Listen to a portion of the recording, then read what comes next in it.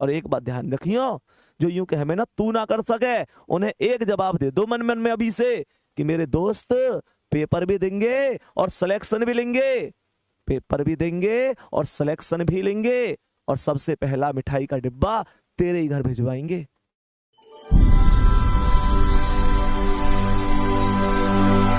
जैसे हमारी गाड़ी चल रही होती है ना, एक ब्रेकर आ जाता है, और जैसे ही ब्रेकर आता है तो हमारी गाड़ी की स्पीड डाउन हो जाती है। प्यारे गुड्डा, ऐसी हमारी तैयारी होती है। ये जो बीमारी हुई, परेशानी हुई, ये हमारी जिंदगी में ब्रेकर का काम करती है। फिर हम लोगों को लगता है यार कि अब कहीं ना कहीं फ्लो बिगड़ गया है, और फिर हमारी पढ़ाई डिस्टर्ब हो जाती है। 4 दिन 5 दिन डिस्टर्ब पढ़ाई हो जाती है, दिक्कत हो जाता है। बच्चे, आ रही है बात समझ में? तो ये सारी चीजें हैं। कुल मिलाकर मैं आप लोगों से यही कहूंगा, अपना विशेष ध्यान रखो। माता पिता को जो सपने तुमने दिखाए हैं ना यार, जो सपने दिखाए वो पूरे भी तुम्हें ही करने। इस बात को ध्यान रखो। ऐसा नहीं है कि मम्मी से पापा से ये कहते रहो कि यार नहीं इस भर्ती में लग जाऊंगा, इस भर्ती में लग जाऊंगा। प्यारे बच्चे, वो ऐसा नहीं है कि तुम लोगों के लिए कभी तुम लोगों को लेकर वो बात नहीं करते होंगे कि अब क्या होगा, आगे भविष्य में सिलेक्शन होगा नहीं होगा।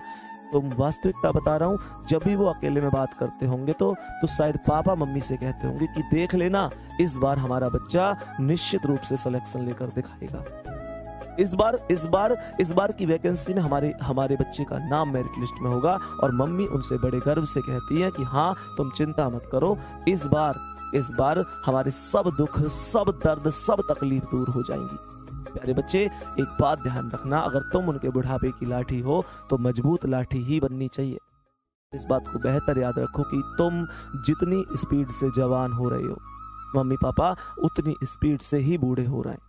बहुत सारे काम हैं ऐसे जो शायद उनसे अब नहीं होते। प्यारे बच्चे, अगर तुम कामयाब हो जाओगे तो शायद उनको उन कामों से भी मुक्ति मिल जाएगी। नहीं तो ये वास्तविकता है कि वो मजबूरी में हमेशा करते रहेंगे, क्योंकि उन्हें हर हाल में तुमको खुश रखना है, तुम्हारी जरूरतों को पूरा करना है। तो जो आज तक हमने पापा से जो कुछ भी मांगा, जो कुछ भी हमारी डिमांड रही, भले ही देरी से सही, लेकिन उन्होंने उसे पूरा करने के लिए पूरी जान लगा दी। जिस बाप ने हमको बचपन से लेकर आज तक इस कदर पाला कि हमारी सारी दुख, सारी दर्द, सारी तकलीफें हमको कभी पास नहीं आने दी, तो क्या आज हम जब जवान हो गए तो क्या हम उनकी उम्मीदों पर खरे नहीं उतरेंगे?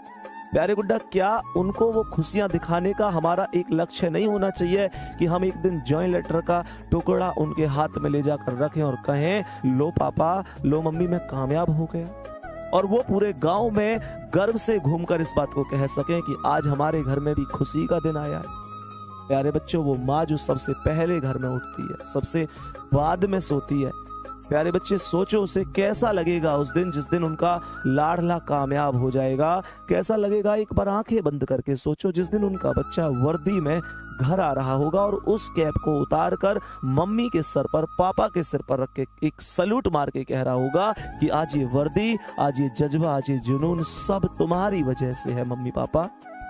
प्यारे बच्चे, आज तक उन्होंने हमें कुछ मना नहीं किया। ये हमारा दायित्व है कि हम भी उनके लिए एक दिन पूरे गांव में नाम करते हैं, चाहे एक दिन के लिए सही, और पूरे गांव में एक दिन हल्ला हो जाना चाहिए कि उनके बच्चे ने कमाल कर दिया। बहुत सारे बच्चे हैं, बहुत सारे लोग हैं जो तुम में इधर उधर की कमियां निकालते हैं, लेकिन तुम्हें ही ये कमियां सबकी खत्म करनी है। अगर तुम्हें कामयाब होने से कोई रोक सकता है तो वो भी तुम है। तुम जब तक खुद हार नहीं मानोगे, दुनिया की कोई ताकत तुम्हें हरा नहीं सकती। प्यारे गुड्डा, ये आप पर डिपेंड करता है कि आपकी मेहनत किस कदर है। मैं तो बस एक चीज कहूंगा कि दुनिया खैरियत तब पूछती है जब हैसियत अच्छी होती है। इस बात का ध्यान रखना कि जिस दिन पापा से कोई पूछे कि रिजल्ट का क्या रहा, तो उनका सर ना झुके, वो गर्व से कह सके कि मेरे शेर का सिलेक्शन हो गया। प्यारे गुड्डा, बहुत सारी खुशियां जो उन्होंने बहुत दिन से नहीं देखी, शायद जब से हमारा जन्म हुआ, ये वास्तविकता है कि तब से अपनी इच्छाओं का उन्होंने दमन करना शुरू कर दिया। शायद हो सकता है उनके पास 1 जर्सी हो, और हो सकता है हमारे पास 4 जर्सी हो सकता है उनके पास 1 जोड़ी जूते हो, वो फटे हुए, और हो सकता है हमें वो हर साल नए जूते दिला देते हो। कितनी मेहनत करी उन्होंने हमारे लिए। आज तक तुम्हें बताया कि कहां से पैसे लेकर आते हैं वो तुम्हारे लिए?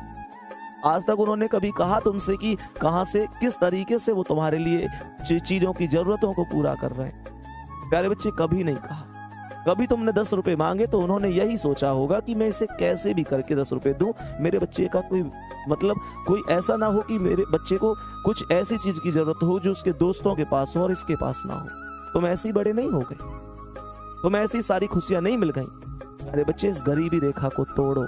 हर खानदान में होता है सिर पैदा जो गरीबी रेखा को तोड़ता है। उन लोगों के ऊपर क्यों जाना जो लोग बार बार कहते हैं तू नहीं कर सकता। अरे किसी आदमी को, क्या तुम हर आदमी को जवाब दोगे? क्या हर आदमी को यह अधिकार है कि हर आदमी को तुम जवाब देते फिरोगे?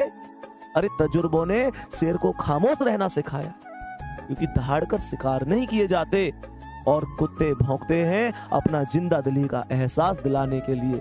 और जंगल का सन्नाटा बेटा शेर की मौजूदगी बयां करता है। लिख दो इतिहास इस बार, मिटा दो गरीबी, कर दो मम्मी पापा का पूरे गांव में नाम रोशन, ताकि दुनिया गर्व से कह सके कि हमको तुम पर पहले ही भरोसा था।